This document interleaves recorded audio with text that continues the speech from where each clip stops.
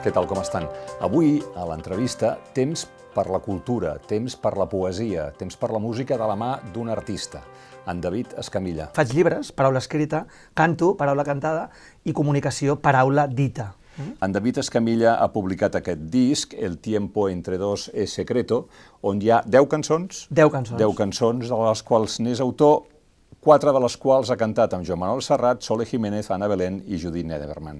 És una veu, la música és una veu que em parla, és una veu que em ve a buscar, no? Perdona, llavors surt la primera cançó. Aleshores surt la primera cançó, Fragilidad, i de cop estiro del fil de la creativitat, és realment estirar el fil, és una cosa molt estranya que jo no controlo i que no vull controlar, perquè és màgic i vull que segueixi sent màgic.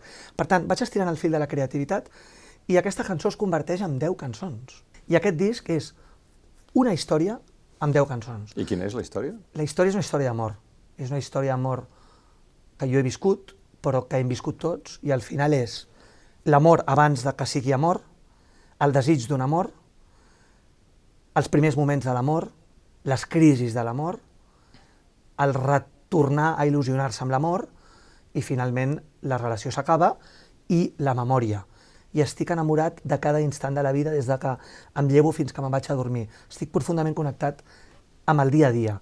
Els antics clàssics en llatí deien hic et nunc, que vol dir l'aquí i l'ara.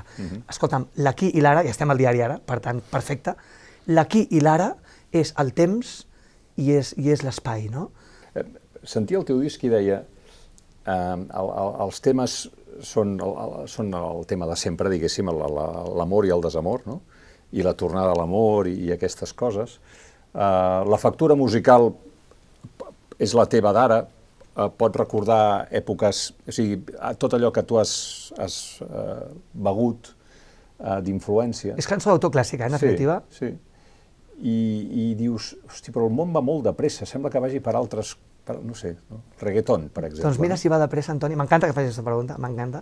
Acabo de conèixer una gent jove que es diuen Loudkin, que fan música reggaeton, fan música urbana, fan música hipertecnològica, no música segle XXI, música segle XXII, i he fet una cosa estranyíssima, perquè sóc un experimentador, d'aquest disc de música clàssica, de cantautor analògica, acústica, ja n'hi ha 2 publicats a Spotify. Aquesta setmana publiquem la 3a cançó.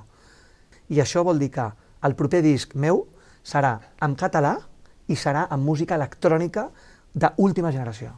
Jo crec que tots hem de tenir una pastanaga al davant, tots hem de tenir un motiu perquè el nostre dia a dia tingui un cert sentit. Si ens convertim en éssers purament pragmàtics, segurament hem perdut el millor que pot donar de si l'ésser humà, segurament. David Escamilla, moltíssimes gràcies. Antoni, ha estat un plaer immens i em feia molta il·lusió aquest moment amb tu, molta. Molt bé.